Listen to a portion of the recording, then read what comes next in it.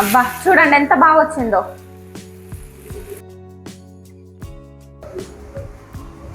ఇగో చూడండి ఇట్లా చట్నీలో ముంచుకొని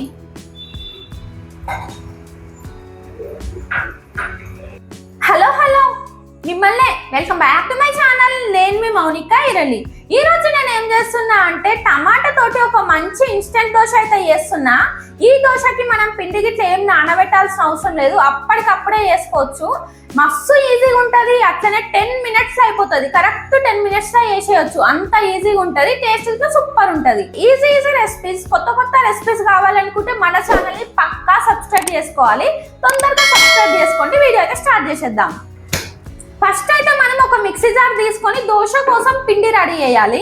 ఒక 4 టమాటాలని ఇట్లా పొడుగు కట్ చేసి వేయాలి. పెద్ద సైజువి 4 టమాటాలు తీసుకున్నా నేను. ఇంట్లోనే ఒక 10 ఎండుమిర్చి వేయాలి.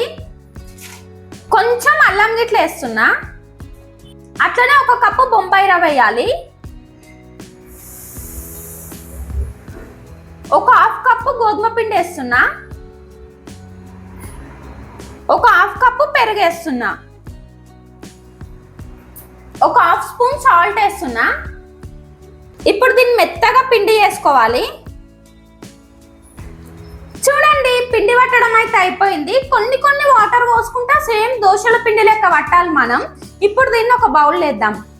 ఇప్పుడు ఒక బౌల్ తీసుకోవాలి. ఈ బౌల్లో మనం పట్టిన పిండి వేయాలి. చూడండి ఇట్లా మొత్తం దోశల పిండి లెక్క పట్టాలి, కొన్ని వాటర్ పోసుకుంటా. ఇప్పుడు దీంట్లో కొంచెం సోడా వేయాలి. సోడా వేస్తే మంచిగా వస్తాయి దోశలు.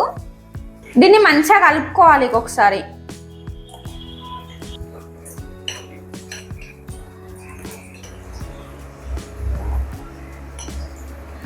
పిండి కలపడం అయితే అయిపోయింది. దీన్ని ఒక 5 minutes పక్కన పెట్టేసి చట్నీ చేసేద్దాం. ఇప్పుడు మనం ఒక ప్యాన్ తీసుకోవాలి చట్నీ చేయడానికి. ప్యాన్ కొంచెం వేడైన తర్వాత కొంచెం ఆయిల్ వేస్తున్నా. కొంచెమే వేస్తున్నా చూడండి. ఆయిల్ కొంచెం వేడి కాగానే ఒక 1/2 కప్పు పల్లీలు వేస్తున్నా.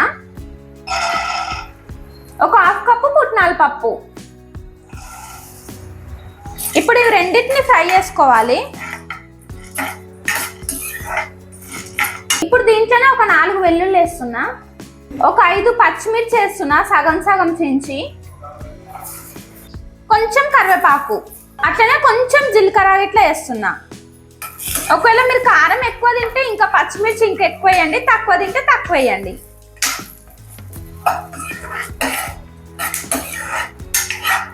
ఈ పల్లీలను మనం ఒక 2 minutes ఫ్రై చేసుకుంటే సరిపోతుంది, ఎక్కువ ఏం అవసరం లేదు. పచ్చిమిర్చి పల్లీలు కొంచెం పచ్చిగా ఉండకుండా ఫ్రై అయితే సరిపోతుంది.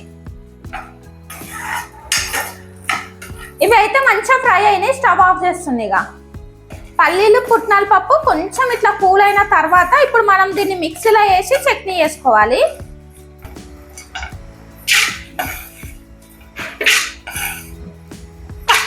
ఇప్పుడు దీంట్లో ఒక 1/2 స్పూన్ సాల్ట్ వేయాలి. మనకు చట్నీకి ఎంత సరిపోతుంది అనుకుంటే అంత వేయాలి. అట్లనే కొన్ని వాటర్ పోసి మెత్తగా పేస్ట్ లెక్క చట్నీ వేయాలి. ఇక చూడండి చట్నీ అయితే రెడీ అయిపోయింది. దీన్ని ఒక బౌల్లోకి తీసుకుందాం. ఈ చట్నీని మనం పోసి పెట్టాల్సిన అవసరం లేదు.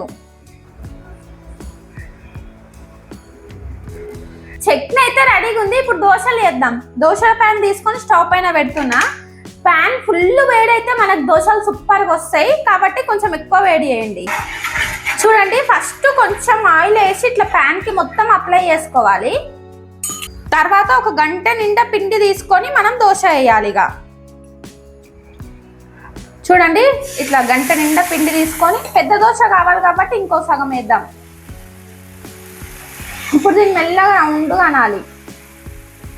మనకి ఏ సైజ్ దోశ కావాలనుకుంటే ఆ సైజ్ దోశ వేసుకోవచ్చు. మరీ సన్నగా కాకుండా కొంచెం దొడ్డుగుండనియండి, అప్పుడే మంచిగా అంటుకోకుండా వస్తుంది ప్యాన్కి. సైడ్లకు ఆయిల్ వేస్తే అంటుకోకుండా మంచిగా వస్తుంది దోశ. చూడండి ఇట్లా ఫ్రై అయిన తర్వాత సైడ్లకు మెల్లగా ఇట్లా అని రెండో సైడ్ తిప్పాలి దీన్ని. చూడండి అంటుకోకుండా ఇట్లా మంచిగా వచ్చింది. కొంచెం ఇట్లా చూడండి ఫ్రై అయితేనే రెండో సైడ్ తిప్పాలి, అంటే చినిగిపోతుంది. ఫ్రై అయింది ఇది. రెండో సైడ్ తిప్పుదాం. ఇక అబ్బా చూడండి ఎంత బాగా వచ్చిందో. ఇట్లా ఇట్లా ఫ్రై చేసుకోవాలి దోశని, మరీ ఫ్రై చేయకండి, కొంచెం మాడిపోయినట్టు అవుతుంది. సూపర్గా వచ్చింది. రెండో సైడ్కి ఇట్లా ఫ్రై అయిన తర్వాత ప్లేట్లకు తీసుకోవాలి. ఇక చూడండి ఎంత మంచిగా ఫ్రై అయిందో. ఇంత ఫ్రై చేస్తే సరిపోతుంది. ఇప్పుడు ఒక ప్లేట్లకు తీసుకుందాం. చూడండి ఎంత బాగా వచ్చిందో. సూపర్ అంటే సూపర్గా వచ్చింది కదా. కానీ మీరు మాత్రం ఫస్ట్ ఆయిల్ వేయకుండా అస్సలు ప్యాన్ పైన డైరెక్ట్ దోశ వేయకండి. ఫస్ట్ కొంచెం ఆయిల్ వేసిన తర్వాతనే దోశ వేయండి. అట్లనే మనం నార్మల్ దోశ వేసినట్టు మరీ సన్నగా వేయకండి, కొంచెం దొడ్డుగా ఉండాలి. అప్పుడే మనకు ప్యాన్ కంటుకోకుండా మంచిగా వస్తాయి. రెండు సైడ్లు మంచిగా ఫ్రై చేసుకోండి. అవి తొందరగా ఫ్రై అవుతున్నాయి, తొందరగా కలర్ వస్తుంది మంచిగా. ఇది ఫ్రై అయిన తర్వాత అసలు ప్యాన్ కంటుకుంటలేదు, మంచిగా వస్తుంది ఇట్లా. దోశలు అయితే రెడీ అయిపోయినాయి. స్టవ్ ఆఫ్ చేస్తున్నాయి. ఇక టేస్ట్ చేసి చెప్తే ఎట్లున్నాయో.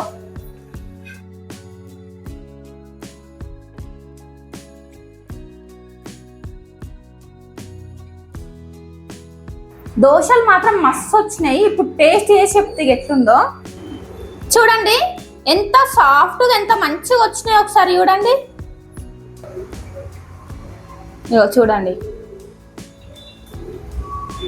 ఇట్లా చట్నీలో ముంచుకొని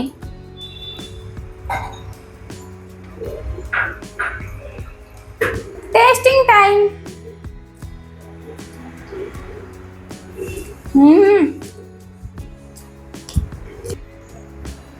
మస్తున్నాయి.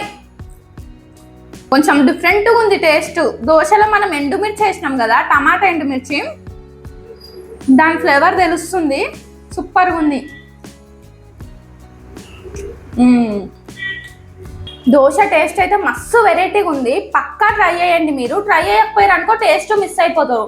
ఎప్పుడు నార్మల్ దోశలు ఏం తింటారు, అప్పుడప్పుడు ఇట్లా కొంచెం కొత్తగా వెరైటీగా ఇలా తినాలి కదా కదా కంపల్సరీ ట్రై చేయండి. అందుకే మీకు కంపల్సరీ నచ్చుతుంది.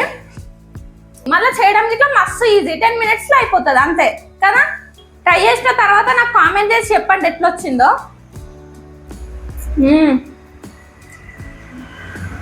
బా సూపర్ అంటే సూపర్ ఉంది. ఇలాంటి రెసిపీస్ కోసం మన ఛానల్ని సబ్స్క్రైబ్ చేసుకోండి. మళ్ళీ నెక్స్ట్ వీడియోలో అయితే కలుద్దాం. బాయ్ అందరికీ. ఈ వీడియో ఈ దోశలు నచ్చితే లైక్ చేయండి అట్లనే, ఓకేనా? బాయ్.